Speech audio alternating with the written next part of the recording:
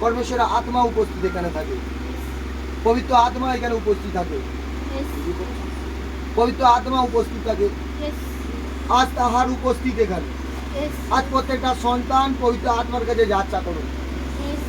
যারা কষ্টের মধ্যে পড়ে আছেন, বিমারির মধ্যে পড়ে আছেন, সমস্যার মধ্যে পড়ে আছেন, প্রভুকে জানান, মন থেকে খুলে ধন্যবাদ দিতে দিতে জানান যে পবিত্র আত্মা আজ এই সুন্দর সময় তোমায় ধন্যবাদ জানান।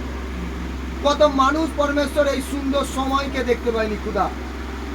আজ তুমি আমার মনকে পরমেশ্বর তুমি দেখো, আজ আমার বিশ্বাসকে তুমি দেখো পরমেশ্বর, আজ আমার ভরসা পরমেশ্বর তোমার প্রতি প্রভু। আমি জানি যতদিন তুমি না আসছো প্রভু, আমি বিশ্বাস ভরসা করে পরমেশ্বর তোমার চরণে পবিত্র সহিত তোমার সেবা করব খুদা। তুমি আমাকে আশীর্বাদ করো পবিত্র আত্মা। তুমি আমার ঈশ্বর, তুমি আমার আপন ঈশ্বর, তুমি আমার পরিত্রাণের শৈল প্রভু।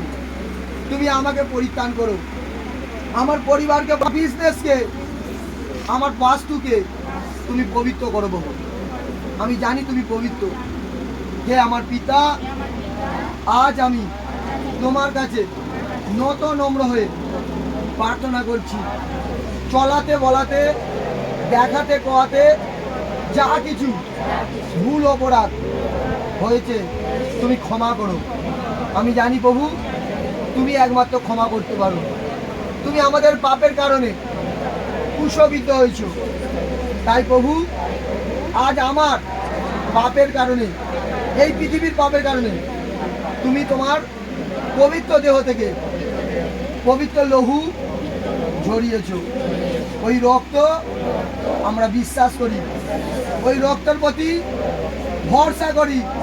সেই কুশের রক্ত প্রভু, এই কুশের রক্ত আমাদের জীবনে পরিত্রাণ দিয়েছে। আমি বিশ্বাস করি তুমি পবিত্র, আমরা পাপী।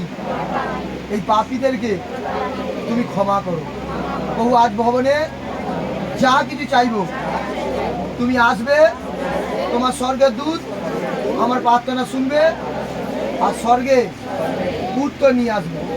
আমার বিশ্বাস আজ আমার দেহ, আমার মন, আমার শরীর, অঙ্গ প্রত্যঙ্গ তোমার, এ তোমার দেহ।